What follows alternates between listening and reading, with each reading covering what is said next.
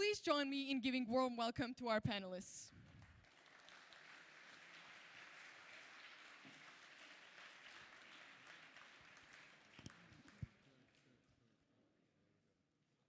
Well, good morning. Are we on? Yeah. Good morning, everyone. We've got another mic coming for David. Yep, here we go. So this topic is a very good one to follow on such an optimistic, upbeat presentation by one of my favorite authors. His book, Open is Awesome. And I just got the newest one. I'll bet it'll be awesomer. Our question is, after the end of history, is the era of globalization over? And we certainly are on the back foot at the moment in terms of policy. This is simply undeniable. Not only the horror that's unfolding in the United States, and it is an authentic horror, in my opinion, but other countries as well. The first victim of a trade war is the country that starts it. We're already seeing this happening. So the question is, where do we go from here? I'd like to start with David and ask a question, a brief cut through the nonsense, stupidity, and ignorance that characterizes the Trump trade policy. The idea that a trade deficit is losing money, the idea that only physical goods matter in trade and not services, and we could go on. Could you give us a brief primer on that?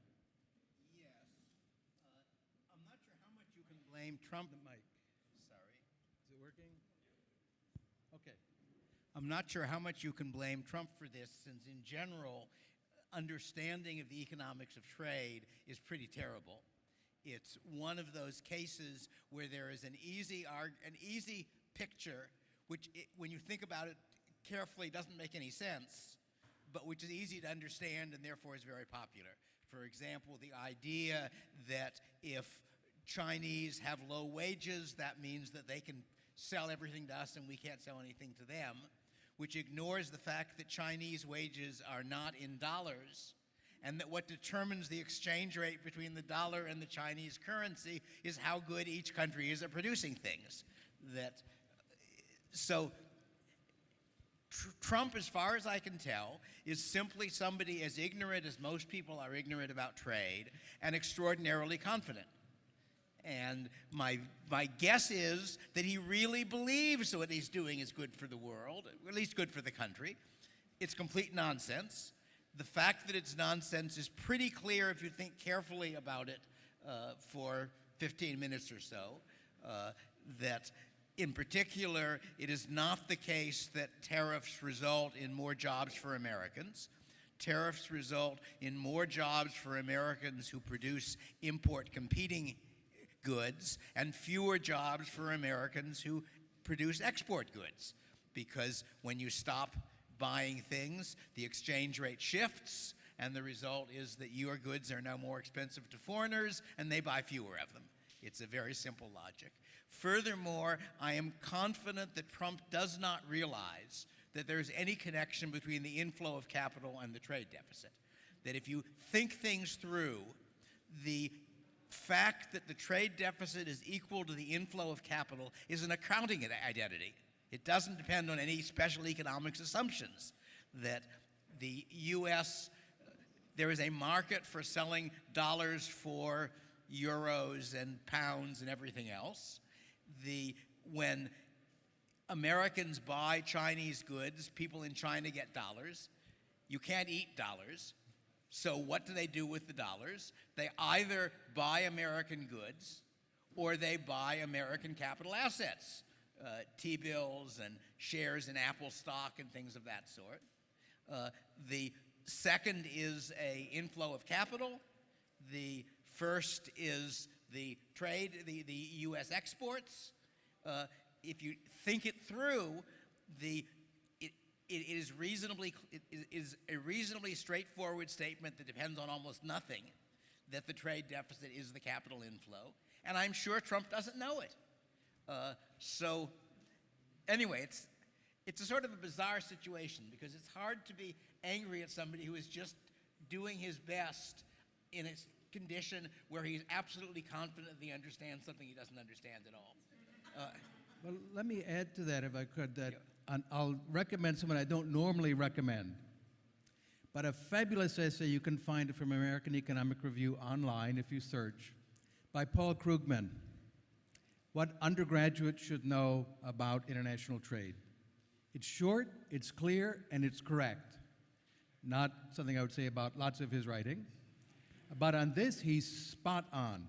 And I recommend everyone to go search for that. It's a very good piece. And he explains savings minus investment equals exports minus imports. It's not an equation for economic growth, as the former Secretary of Commerce under Trump thought. Imports are subtracted from economic growth. It's an accounting identity. If you import more than you export, it means you're investing more than you're saving, in short. Let me turn to Radovan and ask about in the European context, because this nightmare of organized stupidity is not limited to the United States. We've seen also protectionist forces in Europe as well. Where do you see Europe on the trade issue? And after, I'd like to turn to immigration. It is interesting to see that the first idea of Europeans when Mr. Trump decided to impose 25% tariffs on steel, aluminum, and cars was, we should impose tariffs on whiskey from Republican states of the United States. And from an economist perspective, this is like kids playing on in the garden, and like who can be the worst and who can do something more stupid. It's just a competition of stupidity, all these tariffs wars. And this is interesting because European Union as a union has the biggest share of international trade in the world. 16% of international trade starts from European Union, and we are not including the trade in between the EU countries. It's considered as a one body. So from European Union perspective, international trade is definitely a crucial thing of its economic performance. But the other thing is that some institutions or organizations or unions, they enjoy their superior position and they try to impose a little bit more than tariffs on other countries. So I'm really glad that there is one good thing about this Trump madness. He came up with the word non-tariff barriers, which usually people don't talk about, and European Union is a prominent in it. The other good thing about what Trump's doing with tariffs, of course, is that he's persuading a lot of people to be in favor of free trade. Yes.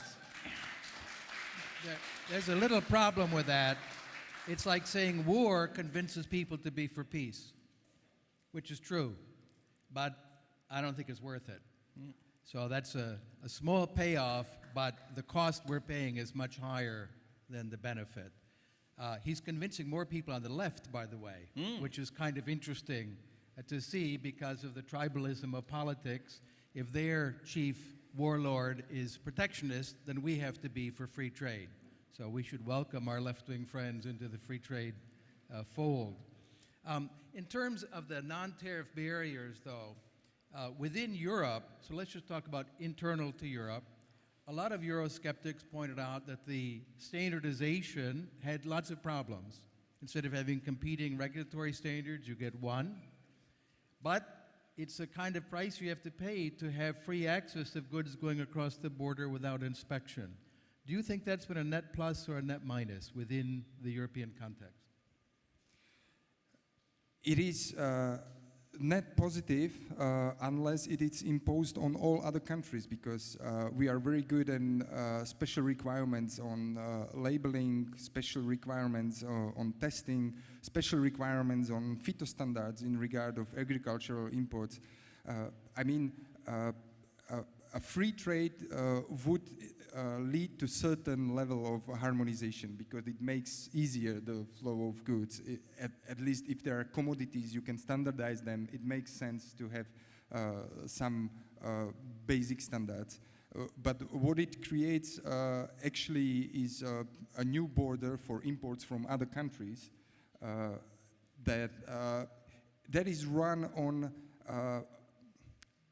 I have to say that it's a socialist style of protectionism of local citizens in European Union.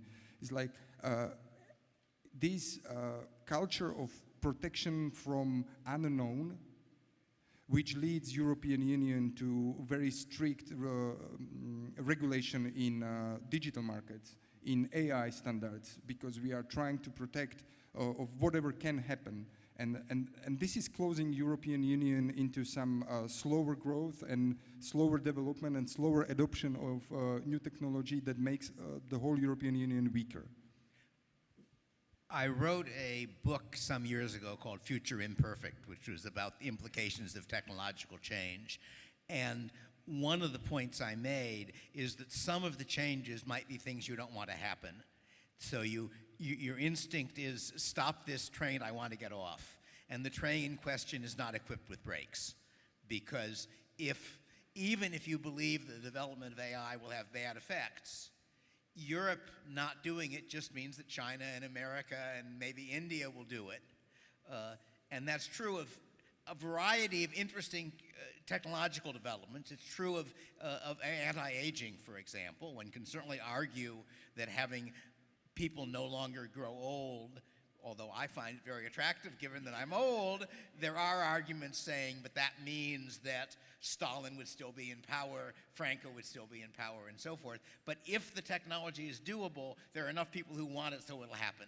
And that's going to be true for a bunch of these things, where you're really claiming to solve a problem because it's popular, but you can't really solve it, whether you should or not. Let me turn from these economic discussions to another dimension that's often neglected, and that's the moral element of globalization, the impact it has on the human character. It's harder to talk in numbers, which you can in economics, but I think it's vitally important. And we've seen the emergence of an ideology that posits us versus them. They are the enemy. If they're not us, we can either conquer them, as Russian state is trying to do with Ukraine, and incorporate them into us violently, or we annihilate them. We see them as enemies. Globalization, in the sense of freedom of trade, movement of not only goods, investment, services, people, ideas. What impact do you see as the positive and maybe negative elements of this globalization at a moral level, about human character? To begin with, one of the very important positive effects is that the internet and the spread of English means that we are developing something a little bit closer to a world culture than we've had in the past. And that, it seems to me, has desirable moral effects as well as desirable economic effects. It means that it is there's a line, I think, by Mencken about not caring about a flood on the Yangtze, and that in general, we tend not to care about things that happen far from us. And that's less true if some of your friends happen to be living in India, in China, in Ukraine, whatever.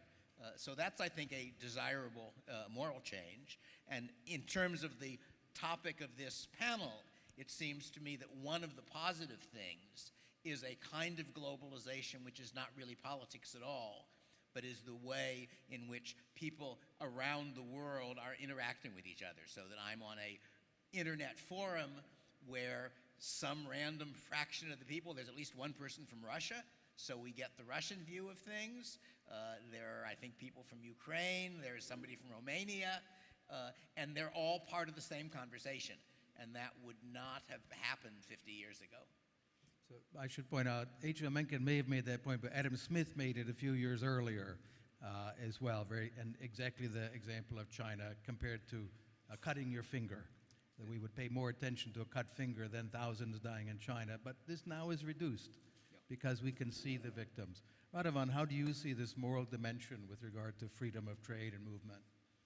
Yeah, we can look at it from a personal view, and I'm here to share my optimism because I think that no matter the tariffs are, people want to have cheaper things, people want to see other places, travel, and our biggest strength is the entrepreneurs will always improve things and make it more efficient and bring us cheaper things.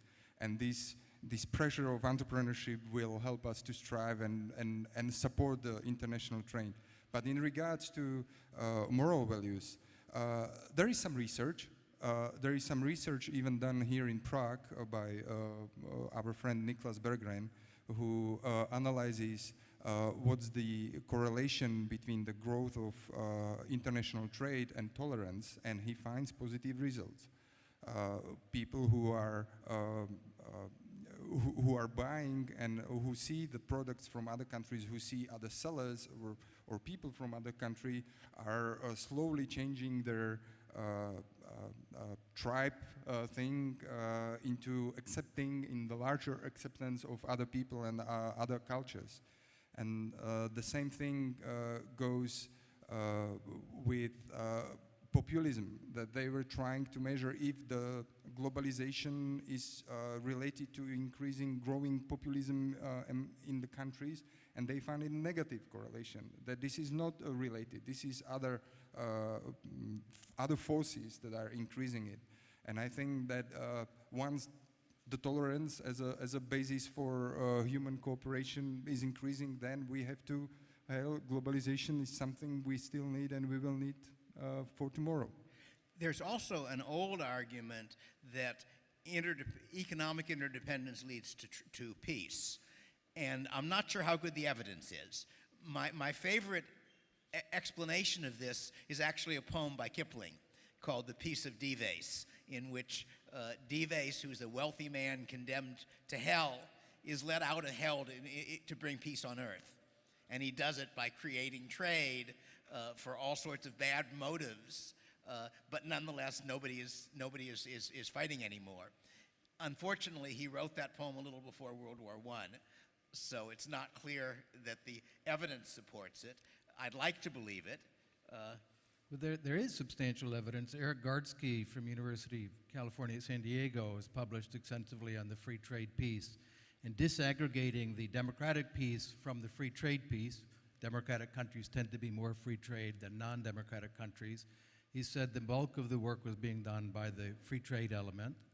And then Patrick Michael in his book I don't remember the exact title, but from Cambridge University Press, who argues that the key element is when we disaggregate state trade from private trade. Private trade between nations is a strong predictor of peace. State trade is not, which tells us something about Russia, because the bulk of Russian products that are exported are state-owned industries, extractive industries. And so they belong to one warmonger, and he doesn't particularly care about the impact. He's willing to spend that to conquer neighboring countries. I'd like to ask a question then, a little bit dealing with the beautiful optimism that Johan shared with us. As he pointed out some years ago, he said, when you think about liberalism and the consequences of free trade, it's like being hit over the head with a rainbow. It's so wonderful, the transformation of the world. But we also saw something like that happening up until 1913, 1914. And global trade among those countries for whom there were data peaked. And then there's a collapse, very long collapse.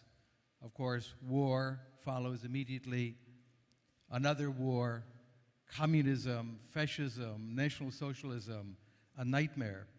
In the long run, this will be behind us. Many of us will not live to see the long run. I hope, frankly, I hope I do, but I hope all of you do as well. But do you see as being at a 1913 moment, or do you think that rationality and humanity will succeed against this tribalism and ignorance? Start with you, David. The answer is that prophecy is very difficult, especially about the future. And as far as I can tell, it is the case now, as usual, that things are going in all different directions. And that on the one hand, American politics has in some ways gotten much worse.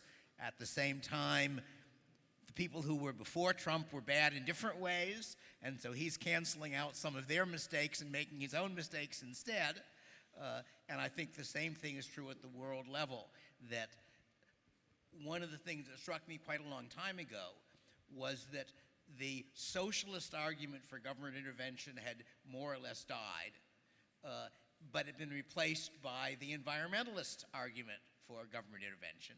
And that's an intellectual improvement, because the environmentalist argument is actually a better argument than the socialist one was.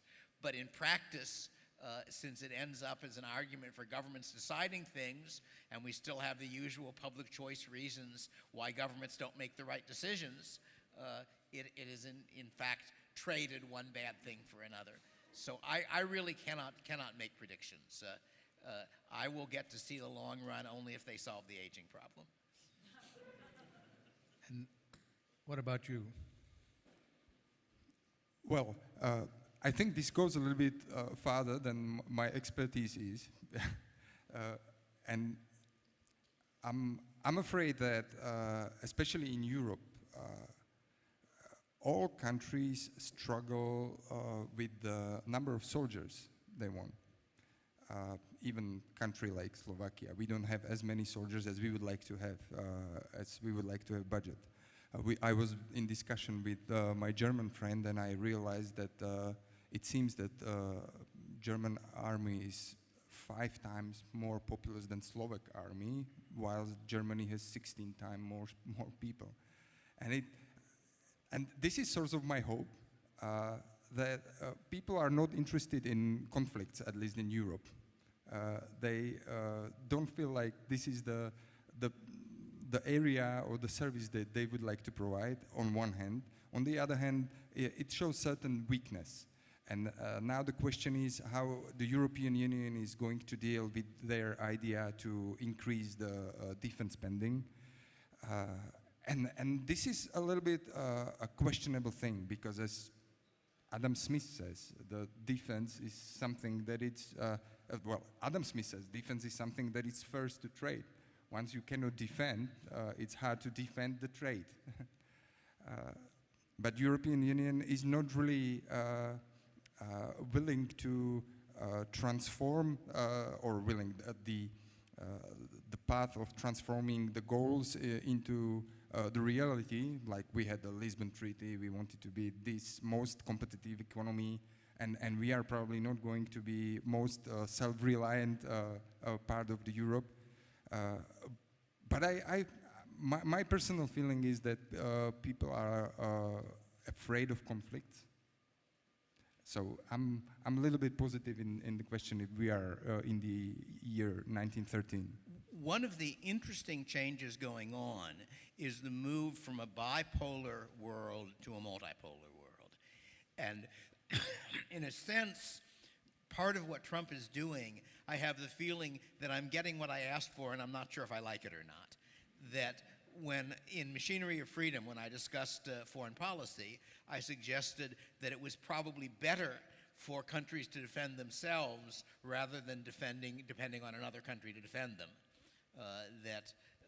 As I put it, that was back when the USSR was a going concern, and the Soviets might be unsure whether the US would use nuclear weapons to defend France, but they wouldn't be unsure whether France would be willing to, and that therefore it would be a stabler world if each country was more nearly responsible for its own defense. And obviously, the problem with that is how you do the transition, and which is the point I made then, and we're now getting that transition. And in one sense, what I would really like to see happen, and maybe it's happening, is that Trump convinces the Europeans that he's going to stop defending them, but he doesn't actually stop defending them, and then they get sufficiently armed that the European GNP is several times that of Russia, so that they can defend themselves. In the Treaty of European Union, there is an article saying that if any country is invaded, the other countries should defend them. So I was in one discussion, and there was a journalist who raised this question I never thought about, and it's a picture of time we are living in it. So if United States invades Greenland, will European Union countries defend Greenland? Think about it. This is a topic I hadn't expected to get into, but something to think about. Ibn Khaldun in Muqaddimah raises this interesting problem. He has a cyclical theory I don't embrace, but you can have a settled, trade-based society that becomes very wealthy, but that doesn't mean they cannot be overrun by people willing to sacrifice themselves in battle. Russia sends waves to find where the Ukrainians are. They know all of them will die. We've seen this on the battlefield. Then they sent a slave army from North Korea, and they may buy more North Korean slaves to go and die on the battlefield. So people say, well, Europe is so much richer. Yeah. And what? Will some of that wealth go to defend what makes the wealth possible?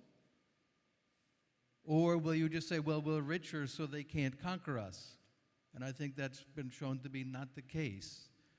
Do you think that there should be a step up, not for the purposes of glory or empire, but simple defense in common European defense? This is the biggest question, because common European army is on the table for several decades, and we still don't have the answer. And I'm afraid we are not going to have the answer, because most of the European countries are happy to be in NATO, and they feel like this is not the problem, because we have NATO. I would like this discussion go a little bit further.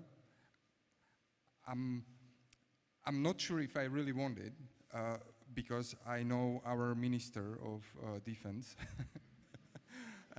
and I know the conditions in Slovak army, and but on the other hand, anytime European leaders are talking about increasing the importance of defense and spending on defense spending, they would say the number, like 2%, 2.5 GDP. They would never say, we want to have more soldiers. And how many more soldiers do we want? It seems like the politicians, they want to spend. That's what they are really good at it. They want to spend, they want to buy, but they don't want to really like ask people to do something to defend more. This gets us back to Ibn Khaldun, because Ibn Khaldun's cyclic theory, what is really driving it is not the fact that the people out in the desert are braver. It's the fact that they trust each other, and that the corrupted, wealthy civilization is one where the ruler has gotten rid of all of his close relatives because they're potential threats, and therefore broken the lines of loyalty that tie him to the people. So one of the interesting questions is, to what extent is the modern equivalent of that process happening in European countries today? To what extent do you have a situation? Because my guess is that the Russians don't trust each other very much. That's not what their advantage is.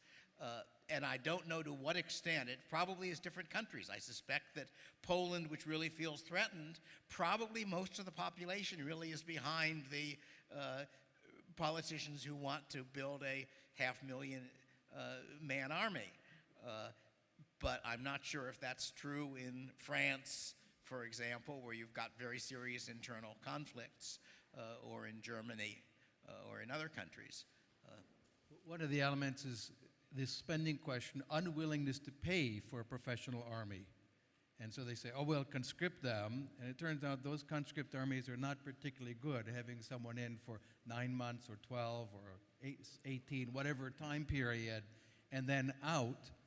Turns out to be not such an effective policy versus paying people to be professional defenders of the country and paying them a wage that will induce them to do that. I remember I was in Afghanistan many years ago, and I met 2 German military officers. We talked about the state of the German army, and I tried to diplomatically suggest it was not very good. And they said, well, you know where the German army is right now, our entire fighting capability. And I said, what, Germany? I said, right here in Afghanistan. The entire German army is here now. We have no army. This was quite an eye-opening moment for me. And this has to change if they want to preserve the peace that has made so much benefits to everyone. Let me ask a question now about another controversial issue. So globalization isn't just sending widgets back and forth across the border, or tomatoes and car parts. It's about ideas. It's also about people moving places, not only touristically, but also for business and just to move and live there for whatever reasons. And many of our friends say, oh, when there's asylum and persecution, that's a reason. But what about the reason of just, I want to live there and someone will hire me and I can support myself there because I like it, because I like Central Europe or Southern Europe or Asia or whatever.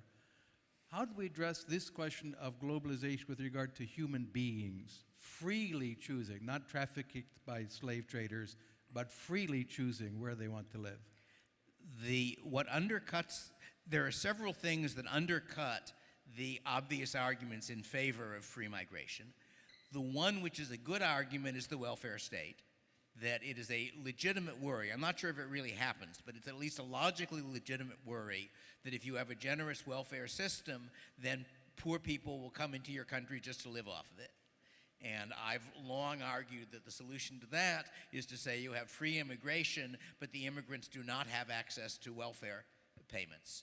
And it's a sort of an odd situation where the left is unwilling to have a two-class society, but the result is that you have your two-class society. It's just that the lower class is on the other side of your border, which is not very attractive.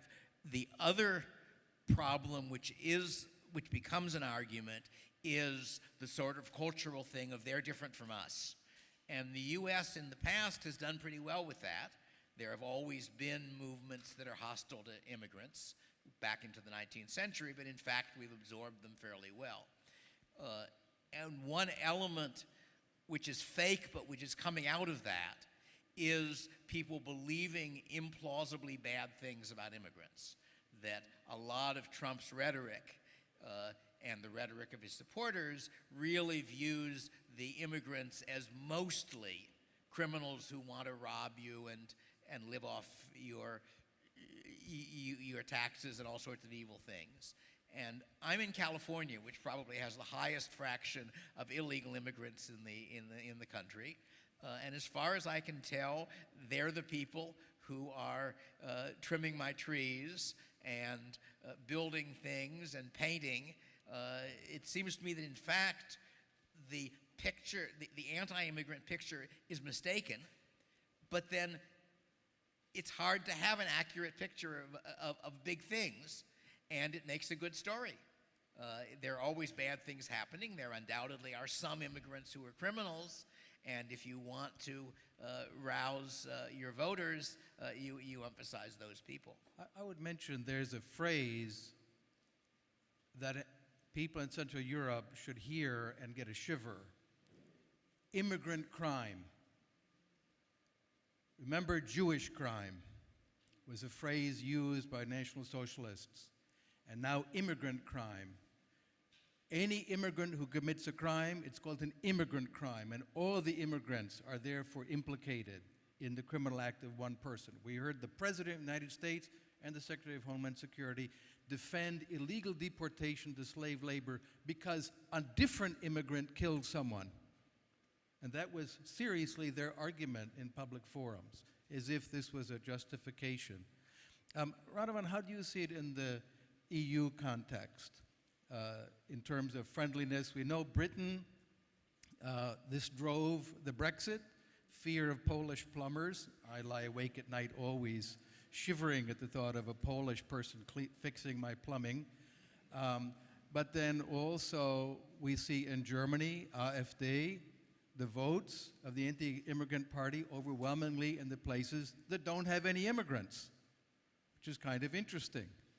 The least likely to run into an immigrant are the most likely to vote for the anti-immigration party. How is this going to play out in Europe?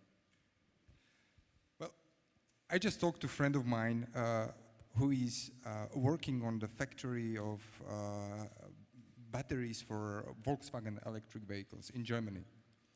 And he said, if there were no people from Czechia, Slovakia, Poland, this factory would never exist. And this factory is designed by Chinese. And the only Germans are Turks, and they are responsible for cleaning. And I'm sure that, well, definitely Germany is highly dependent on immigrants' work. The situation in Central Europe is a little bit different. Czech Republic is a place where immigrants are doing the best, I think, in general. In Slovakia, if you want to get the papers, you need to go there at least 24 hours before with your sleeping bag, because our immigration office, outside of the Bratislava in the fields, is made in a way that we don't want to give papers to anyone. And the best thing about our immigration policy is that when you get the paper and you get the job, after 3 weeks you have to go to medical inspections and our government wants to make secure that you didn't bring any infectious diseases after 3 weeks of working there. And when I had a friend from South Korea in 1999 or 2000 in my hometown in the central Slovakia. And the worst experience with her visiting us was the question my mother told me when she left. The neighbors asked her, "How does she smell?" And this was kind of wake-up call that in Slovakia, which is like 99% white Christian people, that it's not a good idea just to open the borders. You have to keep a certain pace till the culture and people are a little bit accustomed with it. Like this year, they would not ask this question, because in Martin we have the medical faculty with a lot of international students, and people are more used to it. And it takes some time, and I think it's better to go a little bit slower to increase the acceptance of the general public for the immigration, which is definitely a reason for more growth and positive outcomes. One point that I think has not occurred to Trump is that to some extent free trade is a substitute for immigration. That is to say that if you think about kinds of work which are labor intensive, if you have free trade, then the advantage of immigrating is less, because people can do the same work and then sell the goods to you and still stay where people speak their language and they feel comfortable. So in that sense, he's shooting himself in the foot. But again, I mean, a whole lot, in a sense, the people you should really blame for the tariff policy are the legislators in the past who set up a legal rule which could be abused by a president to unilaterally make trade policy. In theory, tariffs ought to be decided by Congress. But in fact, Congress made this emergency rule, basically saying, in an emergency, the president can set tariffs. And then Trump says, well, I get to decide what's an emergency.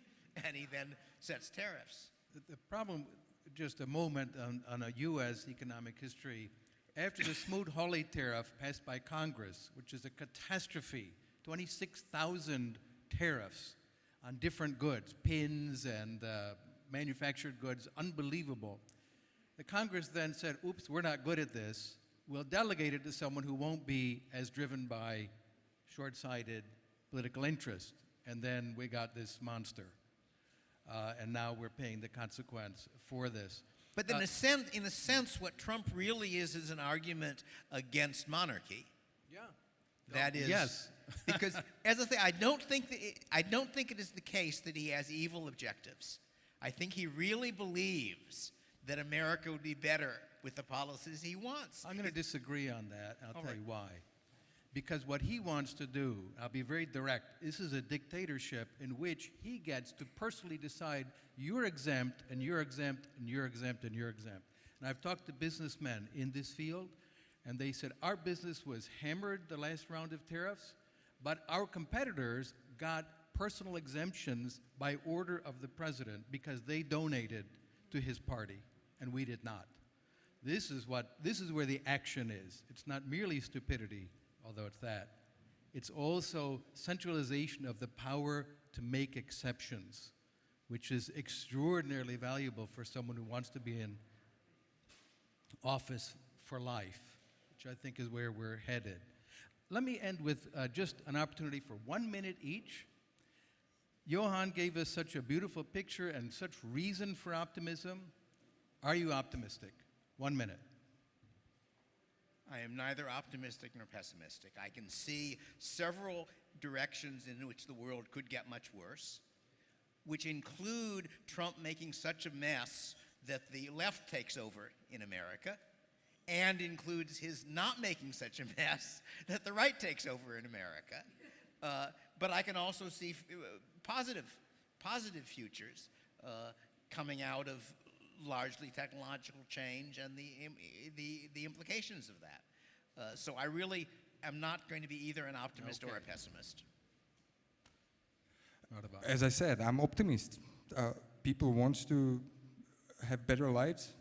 They want to have new things, and there are entrepreneurs who are willing to serve them. And this is the source for optimism. And we have touched free trade. We have touched the huge advantages of free trade. And with the help of internet-run globalization, as you said, we will still ask for things from other countries and people from other countries. So I'm optimistic. Allow me to split the difference then. I think we're morally obligated to be optimistic, although I find it very hard to do in the current moment. And the reason is pessimism is self-fulfilling. If we are pessimistic, we will fail. We have an obligation to be optimistic because we'll be more likely to succeed. So it's a kind of moral claim for optimism, even though the evidence doesn't support it, in my view, very strongly. Let's go out and, like Johan, be happy warriors for liberty. Thank you. Thank you.